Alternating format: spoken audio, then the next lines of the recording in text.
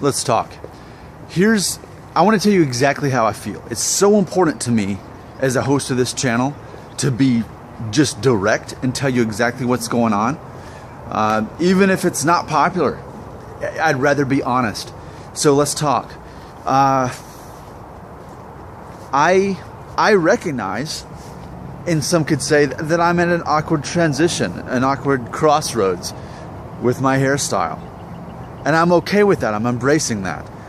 Now, I made this video last night basically asking your suggestions, your advice on should I continue to experiment with this haircut style I've got going on that I'm trying to make work, where I'm parting it. I've been doing that all weekend. And what I'm wondering is if I take it down to, like, say, a 2 or a 1 or whatever on the sides and the back, and almost have this kind of masculine alternative, almost hipster kind of looking hairstyle or whatever, could I make that work with the hair that I've got? And so far the feedback's been positive, so that's encouraging, actually, because I really do take your feedback seriously, if you can imagine that. Now, not emotionally, but as far as just me actually acting upon it, I like having a window to you, because I don't know you, and chances are we'll never know each other.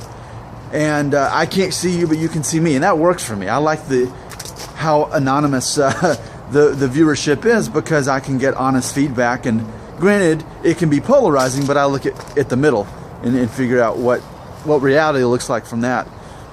So I appreciate that. What you're seeing is, and why even this channel itself could momentarily seem a little off pace, is because I am sorting this out, and this is real, and I'm going to be honest with this. So I think the real word is evolve. I am someone who's always evolving. I am always open-minded to change if it can make my life better, because I look at people that don't evolve, and what happens? They become irrelevant.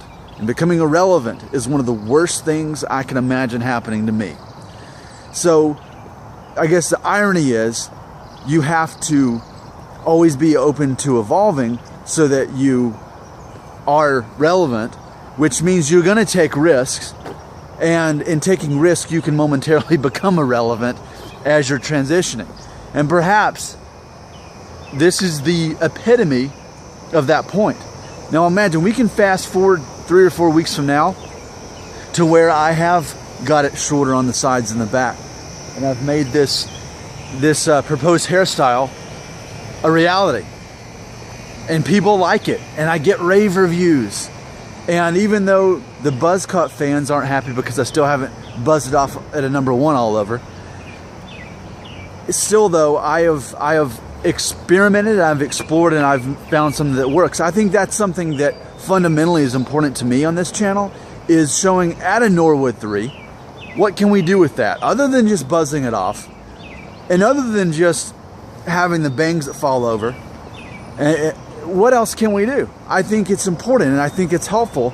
If I was watching this channel, these are things that I'd want to know. So you've heard the saying, if you're not constantly evolving, then you're dying, or something like that. And I think that's kind of where I'm at. I just finished my second documentary on Netflix about a rock star. The most recent one last night was the 4-hour documentary on Tom Petty and the Heartbreakers. And something that was similar about it compared to the Metallica one, which is what, 3 hours, also on Netflix, because I watched them both kind of back to back for the last couple weeks. What I've seen about both of those bands is they've been around for a long time, decades, not just 2 decades, many decades. And they both hit these points where they had albums that were kind of maybe a little bit off compared to what's the normal pace. And fans didn't necessarily appreciate it or like it, because this isn't what you used to be. This isn't why I became a fan of you. And even if, I'll give you an example. Obviously, we're talking about Saint Anger by Metallica. And for Tom Petty, if we need a reference here, we could say Jamming Me. His only album that didn't have even one song on it, on his greatest hits album, though he did have one on the Elizabethtown soundtrack, which I actually find amazing. And it led to the meeting of my wife and us dating, but that's for a different day, right? So you have these bands who have made it decades, and while we can think of their best albums, we can also think of their forgettable albums. But yet, I am confident that those forgettable albums propelled them to make good albums after that, which for me, Metallica's new album, Hardwired to Self-Destruct, is one of my favorites, definitely. And by all means, Tom Petty had great albums after jamming me. Man, Wildflowers, for example, man. And so you see this happen, and when you look at someone with longevity in their career and what they do, you see people who take risks, you see people who evolve, you see people who are open-minded to exploring, because they know that the moment they stop exploring and maturing and evolving, they die, they become irrelevant. So that is the epitome of where I'm at right now. And maybe it's not the funnest thing to, go with me on this part of the journey, but this is me being honest. I'm not going to, think about this too.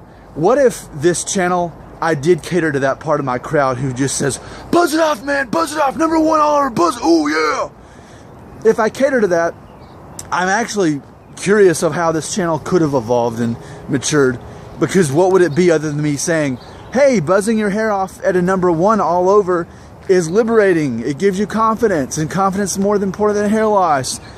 So try it out. That only goes so far. I think this is more interesting and exciting for me because I'm evolving. And if it's awkward, you're in this thing with me. Now, maybe I have to believe this story gets more exciting and it pays off in a few weeks if I end up doing this hairstyle that I'm proposing. Just based on your encouragement alone of it, I feel good about this. I think this is going to be exciting. But I'm not going to do it immediately because, again, I just paid for a haircut. So I might as well wait till my wife says, okay, it's time for you to go get a haircut. And then I'll go do it. And I will have planned out for it, and it won't just be an impulse. And I think it's going to be a good thing. So that's what I'm planning. We'll see. That's still a couple weeks out. So thanks for helping me with this. I'm sorting it out. And most importantly, I'm being honest and direct with you about how I feel and what's going on.